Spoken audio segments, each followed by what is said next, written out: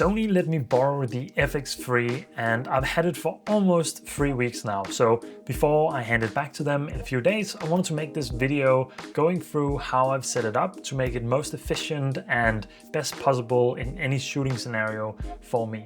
We're not talking about rigging it out or going through the whole menu of settings that you can set up and how you want to tweak it.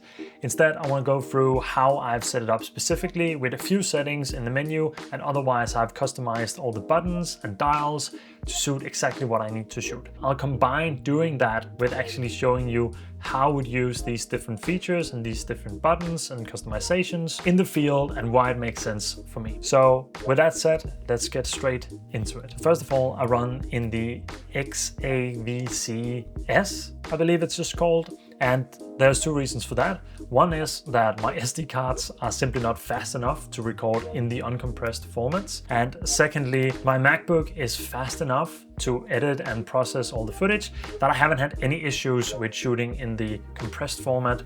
And for that reason as well, I would probably continue doing that even if I get CF Express cards or faster SD cards in the future, just because I would rather have less file size. And from all the other reviews that I've seen on YouTube, it looks like the main thing with these file formats is how straining it will be on your computer rather than the actual quality, which I've been super happy with just shooting in this format already. So I've just set it up to that and then shooting in the highest bit rate that I can. And then of course making sure with that as well that I'm shooting in 10-bit, because it would be a shame to not get all that color information. Secondly, I always switch my camera to NTSC no matter where in the world I'm shooting. And the main reason is that I always shoot in 30 frames per second. Now, I'm not necessarily gonna die on that hill, but the reason for it is that when I'm uploading to Instagram, they tend to put it into a 30 frames per second timeline when you upload it, and you can get this jittery, laggy footage if you don't do it, which is why I've just switched years ago to shooting in 30 frames, and I always do that. Now,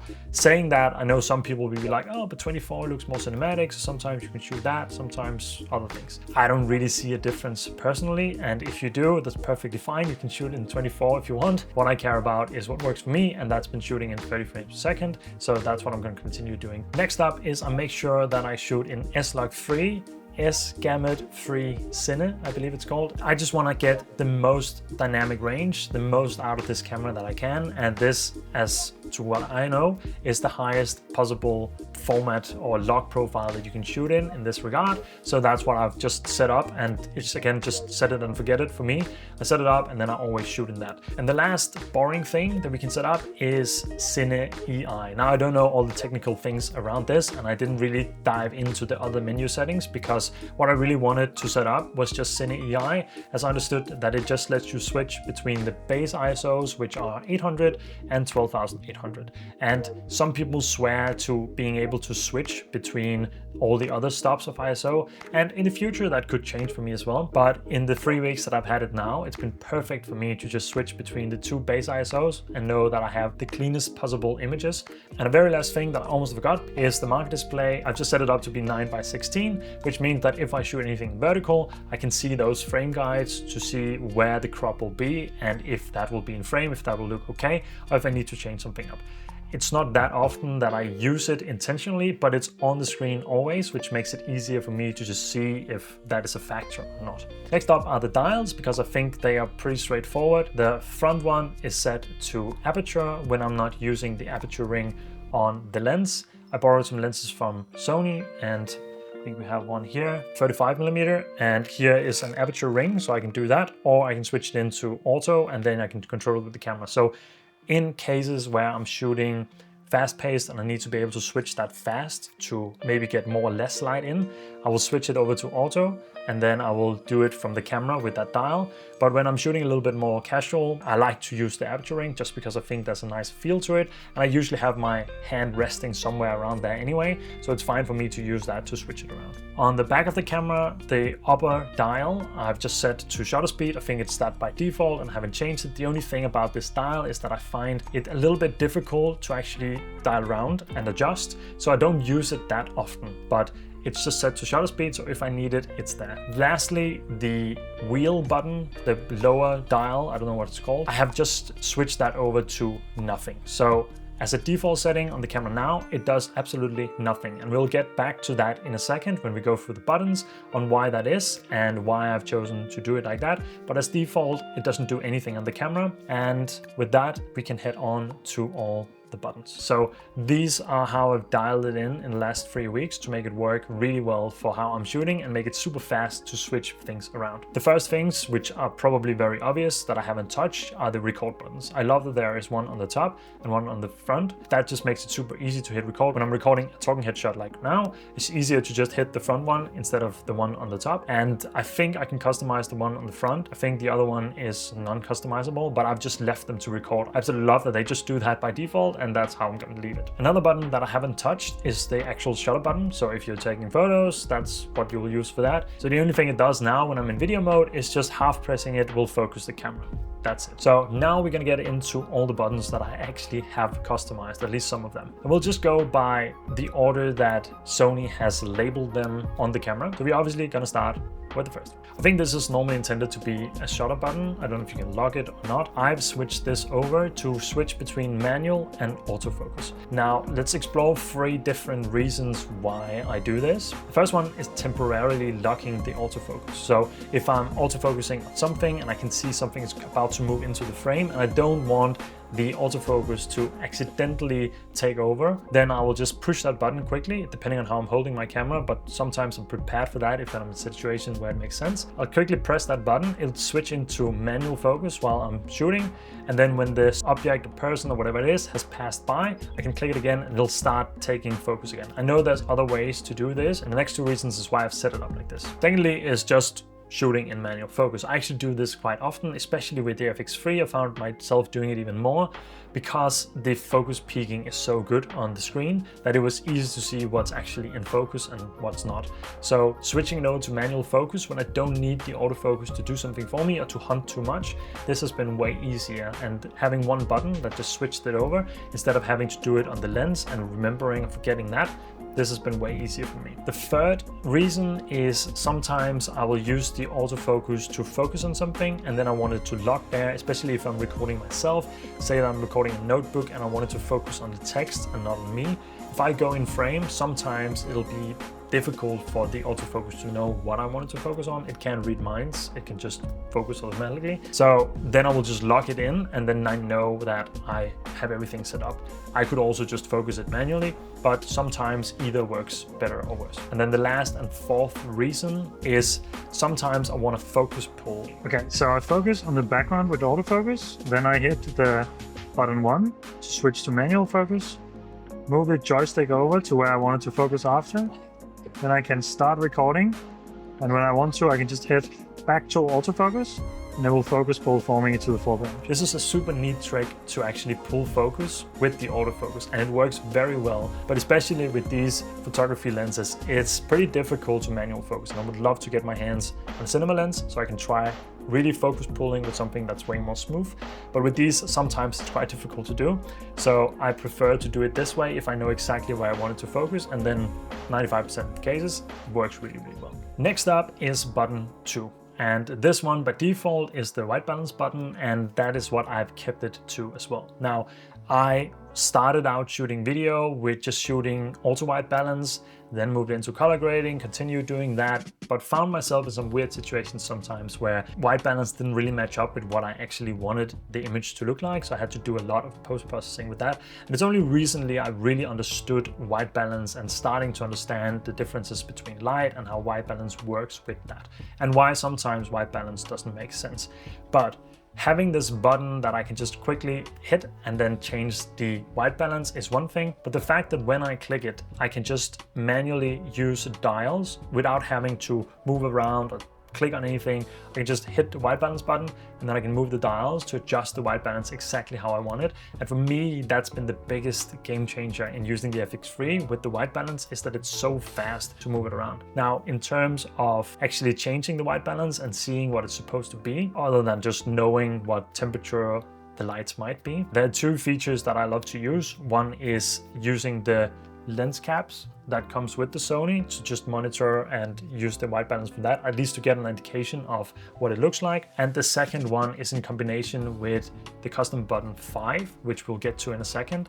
But that has been the biggest thing for me to use this white balance feature for. There's nothing wrong with shooting in auto white balance, but as you progress as a filmmaker, I think for most of us, it means that we also start focusing on white balance, especially when you start playing around with different lighting and different scenarios, and you want to nail it in camera to make it easier to color grade after and get a better result from the beginning. And sometimes when I'm color grading, if I've messed up the white balance, I do find that I can change it and I can switch it up when it's in 10-bit color, but it does lower the quality of the footage a little bit, so I would rather just nail it in camera whenever I can. Button 3 is the ISO button, and because I have the camera set to Cine EI, it just switches between ISO 800 and 12,800. And this is probably one of my favorite features about the FX3, the fact that you have 2 base ISOs. The second one is that high.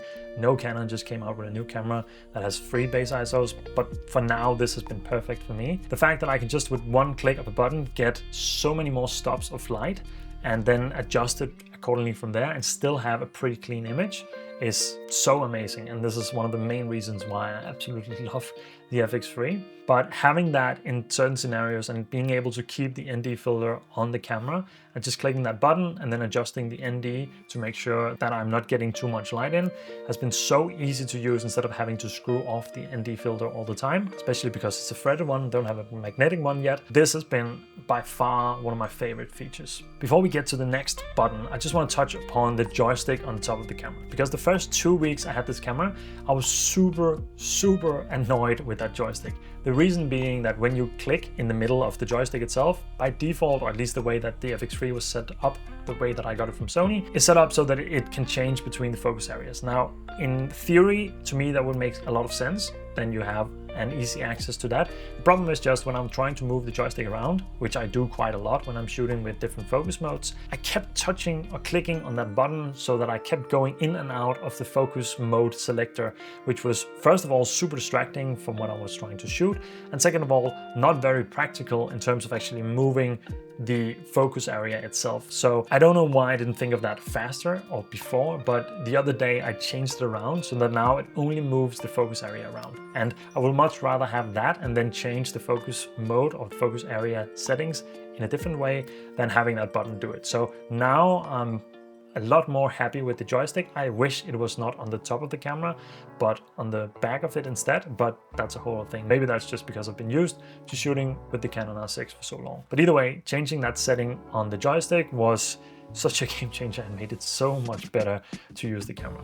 So if you didn't know that, if you didn't change it up yourself, that's definitely something I recommend from my experience with using the camera. Button 4 is the trash button icon. So when you're looking at what footage you have on your SD card, that is essentially where you can delete it. But when you're not in that mode, you can actually customize this. And at first I didn't have it set up to anything, but then I realized coming back to that front dial that I could actually switch it up so that the front dial would not be as annoying. And I think I forgot to mention that before, but the reason why I turned it off was because I found myself changing the shutter speed or the ISO constantly if I had set it up to either. And it was super annoying because I was shooting and then all of a sudden I would be shooting 1/40 of a second without realizing it, which is not ideal. So being able to use this custom button to set it to custom dial 1, which basically means you have custom dial 1, 2, and 3, and you can toggle between those, and then you can change how those 3 dials change things up accordingly. So you can probably customize this a whole bunch. I don't need that personally, but what I do need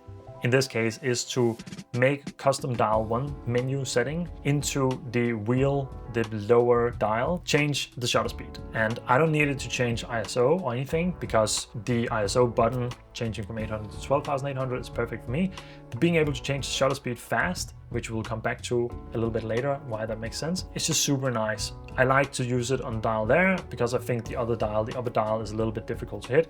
In a pinch, that's fine, but when I'm changing between recording modes and frame rates, it makes sense for me to change it a lot faster. So now essentially having button 4 set up this way, it becomes a locking button. So I can lock or unlock the shutter speed on the wheel or on the lower dial, and that's just, yeah, that's been perfect for me, so I don't accidentally adjust it. And now if I do need to adjust it, I can do that very, very fast. Button 5 in the camera I've set up to be using a lot, and I haven't played around enough with the camera to import my own LUTs yet, mostly because it's a loaner and I didn't want to spend a lot of time setting it up. So I've just been using the Rec 709 800%, and for me this has been so useful. I never used to shoot in gamma assist or any of those modes, because I like to see what the log image actually looks like, and I like to monitor the log image to make sure that I'm not clipping that, rather than seeing if I'm maybe clipping the Rec 709 or switching that around. On the Canon R6, this is horrible to switch around, at least for what I've been doing before. But having this LUT on, and in the future maybe putting my own LUTs on so I can see more like what the final image will look like, has been so nice in terms of monitoring. But the main thing has actually been seeing what the white balance looks like. That can be very difficult when you're looking at the S-Log image and it's just gray and flat. But when you change it around to the Rec 709 or any different LUT, you will see if it's way too warm. The other day we were at the art gallery, and when we moved inside, I didn't realize how warm the lighting was in there. So when I actually switched it on after a couple of shots, I saw that it was way too low, and turning the white balance then down to 3200 Kelvin just saved everything and made everything look natural as it was supposed to, rather than keeping it at 5600 that I had outside. And then the first few shots were not ruined, but again, we're back to changing the white balance in post, lowering the quality a little bit. This just saved all of that. So having that option to just quickly toggle it on and off has been such a game changer for me as well with this camera. So I've set it up to that. Sometimes in a very few instances, I wish it was actually the focus magnifier thing, so you can zoom in on the image and see if things are in focus. I never used that before, but there has been a few instances where I wish I had set it up to that. So I might need in future to customize something a little bit differently. But for the most part, being able to switch between or switch a lot on and off is perfect for me, and I'll probably use that way more than the focus magnifier anyway. So probably have to figure out another way to do that. But that has just been perfect for me to set it up like that. The last of the buttons are those 4 buttons that you have on the lower wheel that you can change, and I've only changed one of them. So the display one is still just toggling between the different display modes. I haven't changed anything up there, just toggle between them depending on what I need. The left one is zebras, so I've set up the zebras and it just turns it on and off. And the right one is peaking, same thing, turns it on and off. I've just set the peaking to high and red. That's all I've changed in the menu for that, and that works perfectly fine for me. Now the bottom one, I initially hadn't changed to anything. I think it's called shutter on the camera, but now I changed it to the monitor brightness, because the FX3 has the sunny weather brightness thing that you can turn on. So when I go outside, it's actually quite handy to be able to just toggle that and quickly switch between those monitor modes. Again, it wasn't something I used for anything else. If you have any suggestions for what to use that button for, that would be better. Feel free to comment that below. But for me, for now at least, it made sense to just change it up to that, to have one more setting that was easily accessible rather than just using it for nothing in this case. Okay, so that was pretty much all the buttons. Last thing to go through is the function menu. The function menu I use to access all the menu items that I don't necessarily need a button for per se, but I need to be able to change fast without going into the menu and looking through it all to figure out where this is.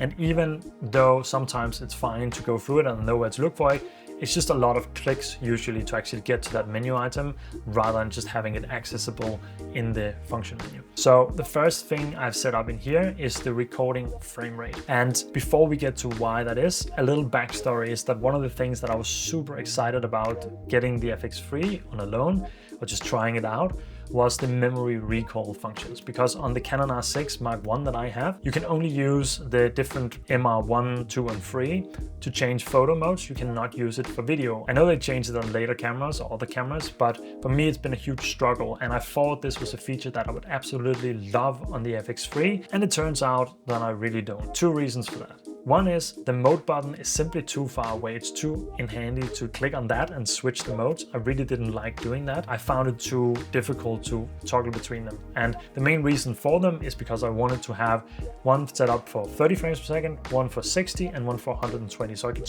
quickly just switch between those, and the shutter speed and the recording frame rate would all be set up to that. So that's what I initially did. I just found it too fiddly to actually switch between them. But the main reason why was that I was not able to use the white balance toggle thing selector where you can use the lens cap to actually nail in the white balance. That was not an option when I was in the recall feature for some reason.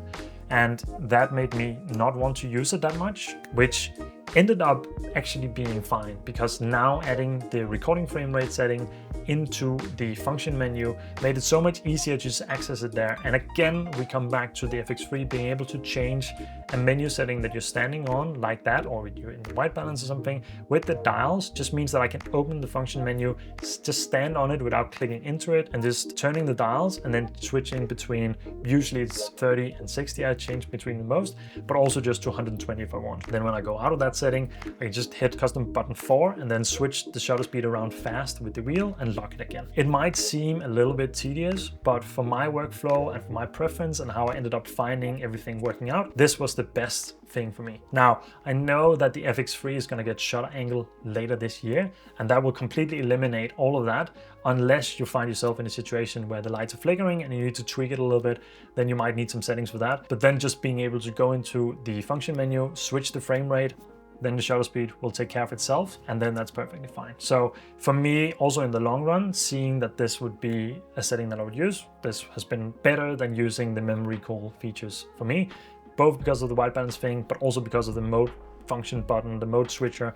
It's just too far away. Second option in the function menu I've set up is the focus mode. And again, I turn it off on the joystick and I've turned it off from the bottom of the camera. And for me, this is perfectly fine. I don't want this to be something that I accidentally change. And since it's the second item in the function menu, and I could probably even switch around recording frame rate and focus mode to make it even easier, this just makes perfect sense. And again, when we are in the function menu, the fact that I can just use the dials to toggle between the different modes and different settings within the different modes just makes it super fast for me to just go through it and change things up, and then I'm good to go again. So having the access in here has been perfectly fine for me. Then we get to the white balance.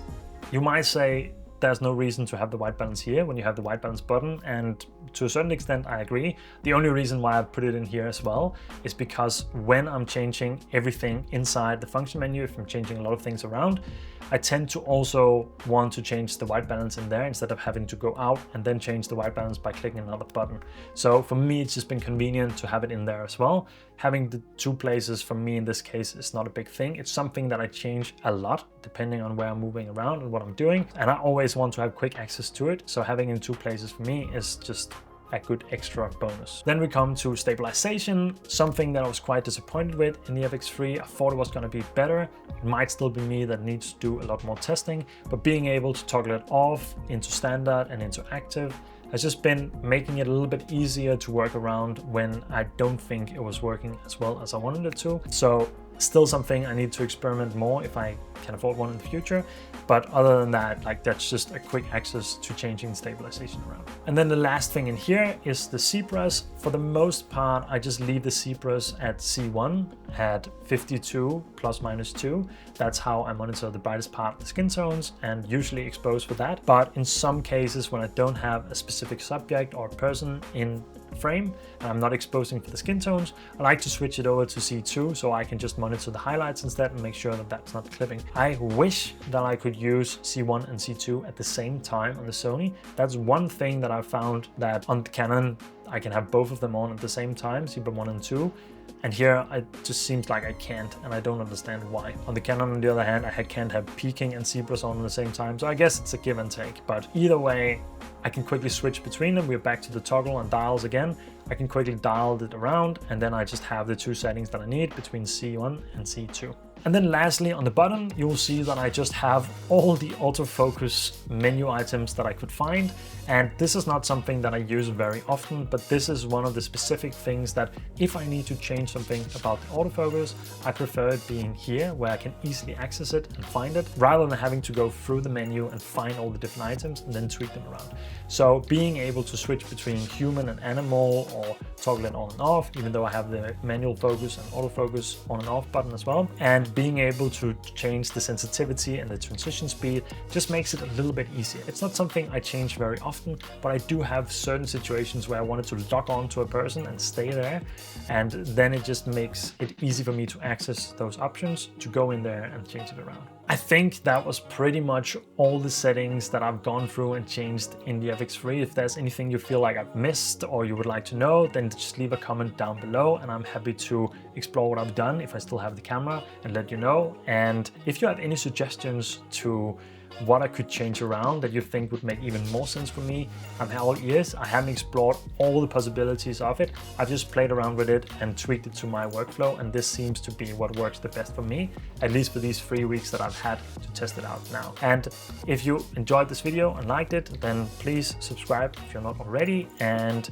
hit the like button. I intend to make a lot more videos in this style in the future, not necessarily settings because I'm not switching cameras all the time, but other features and things in the same kind of style. So with all that said, I hope you enjoyed the video and I'll hopefully see you in the next one.